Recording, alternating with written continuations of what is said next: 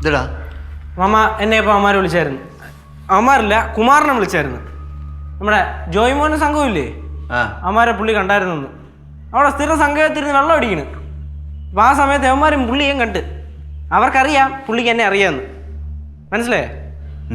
അപ്പോൾ ആ പുള്ളിയെ അവന്മാർ വിളിച്ചിട്ട് വിരട്ടി വിട്ട്.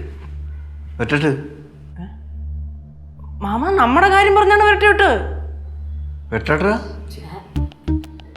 നമുക്കെന്ത് മാമ, നമ്മൾ ഒരുത്തിനിട്ട് കൊടുത്തില്ലേ, അതിന്റെ പ്രതികാരം ചെയ്യാൻ വരുമെന്ന്. പ്രതികാരം ചെയ്യട്ട് മാമ.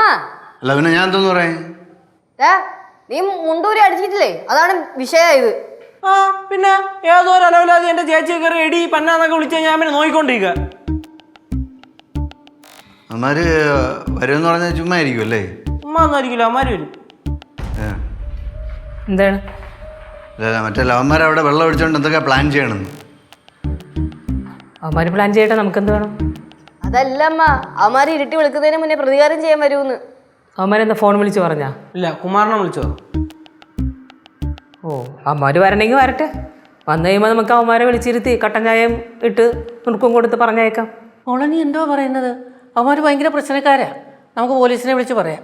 അമ്മ, നമ്മൾ ഈ അനങ്ങണേനും പോലീസിനെ വിളിക്കാൻ തന്നാൽ പോലീസുകാർക്ക് ഇത് മാത്രമുള്ള പണി, അവർക്ക് കുറേ പണിയുണ്ട്. ഇവന്മാർ ഓരോന്നൊക്കെ ഇങ്ങനെ പറഞ്ഞുകൊണ്ടേ ഇരിക്കും.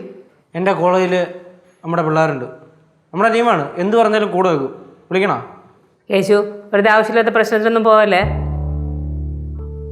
നമുക്കൊരു മുൻകരുതലായിട്ട് എന്തെങ്കിലും ചെയ്യണ്ടേ? പിന്നെ ഞാൻ സാധാരണ പറയും പോലെ പറയല്ല, അവന്മാർ വരണമെങ്കിൽ വരട്ടെ. എന്തായാലും നമ്മളായിട്ടൊരു പ്രശ്നത്തിന് അങ്ങോട്ട് പോകാൻ നിൽക്കണ്ട. പാല് വന്നാൽ ഇവിടെ പോയിക്കല്ലേ.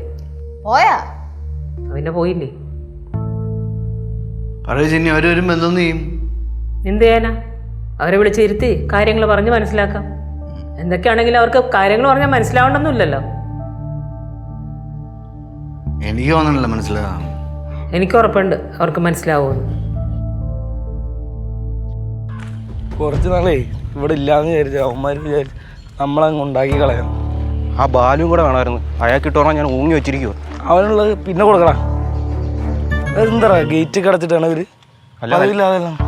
വല്ല കല്യാണത്തിന് പോയി കാണും. അങ്ങനെ വരാൻ വഴിയില്ല. ഗേറ്റ് തുറന്ന് കയറിയാലളിയാ.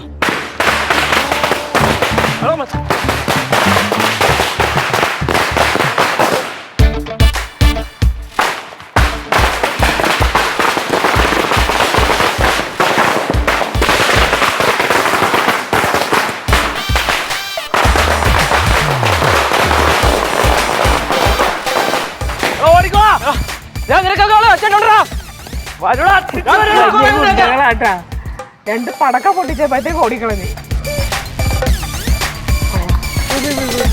പേടിച്ച് ഓടിയാവുമായിരുന്നു. ഫ്ലവേഴ്സ് ഒരുക്കുന്ന കാഴ്ച വസന്തം യൂട്യൂബിൽ പ്രേക്ഷകർക്ക് ലൈവായി കാണാം. ഫ്ലവേഴ്സ് കോമഡിയിൽ ജോയിൻ ചെയ്യൂ, ആസ്വദിക്കൂ.